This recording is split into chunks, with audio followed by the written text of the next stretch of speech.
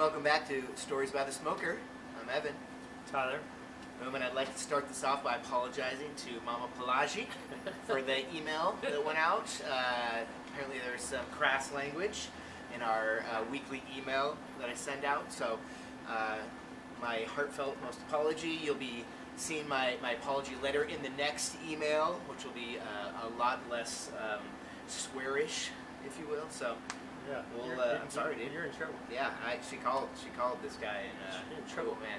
She lit him up. So, well, hey, let's keep telling some stories, man. I know you got one today, and I'll let you start. I got one. Yep, let's do it. So I was working at this place called Sherwood's on the Water Okay. in Portland. It was pretty close after culinary school. Okay. So one of my chefs from culinary school took this place and called me and wanted me to be the sous chef. It'd be my first sous chef job at Sweet. like 22 years old, which I was completely Qualified. unqualified to do.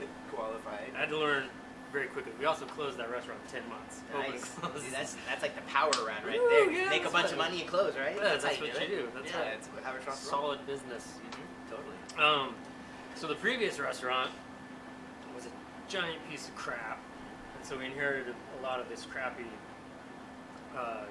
equipment. Yeah. So this flat top behind me was my station, and one night I got just pounded, like raked over the coals, looked like a fool. And I turned around and I was so mad, I just, damn it, and I threw my spatula down, and it took a chunk literally out of the flat top because it was that dirty. It was all it's dirt. it was all just yes. caked, and I was like, what the? So I you're took working it, on top of it? Yeah. So I took it upon So myself gross. to slowly chisel away at this flat top, and I finally got it to look really nice. It was That's awesome. a proud moment, right? Yeah. So one day I was scrubbing it after service with a griddle brick, and it's hot. It's like 400 something degrees, right? Yeah. And I slip, and this wave of molten lava, dirty ass grease, it splashes on my hand. Yeah. And as a young cook, you get some really stupid burns and cuts Yeah. quickly. So Not like these chef hands right here, man. huge blisters, Yeah. enormous, Yeah. disgusting. And so all my how big? buddies are, How dude, big? like golf balls. Nice. Disgusting, right?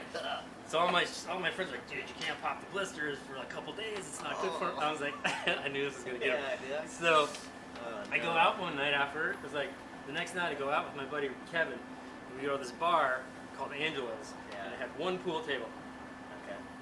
and it was super sought after pool table. There's this little chalkboard, and you had to write your name, and Yeah. like if you lost, you probably weren't getting back on that pool table again Yeah. because there was like 50 names up there. Nice. So me and Kev are on this roll, dude. Even with the blisters? and Yeah, stuff? raking people. So we finally get down to this one game. It was like we're running a table like 8 times. Yeah. We finally get down to this one game, and it's really, really close.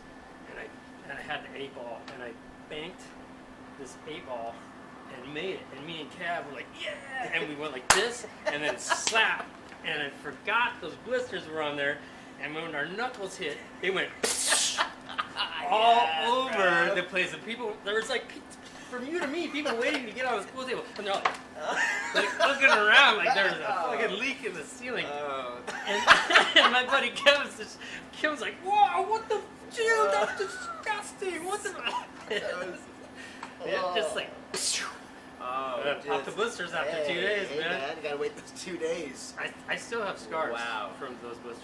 That's fucking gross. I knew you'd like that. You Yeah. love that stuff. Well, man, I want to tell one because I come from more bar nightclub.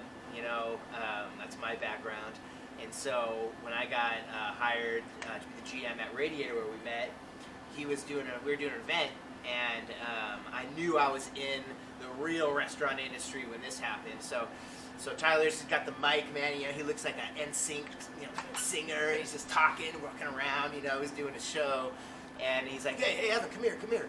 And he's butchering a pig, and this small pig, and then he's gonna start sawing the head off of the pig. And he's like, "Evan, come here, put your hands here." So I had to put my hands under the pig head, and he's sawing it, and I'm just like hearing the saw go right through the bone, and I'm like, "Damn, man, this is different from what I've done."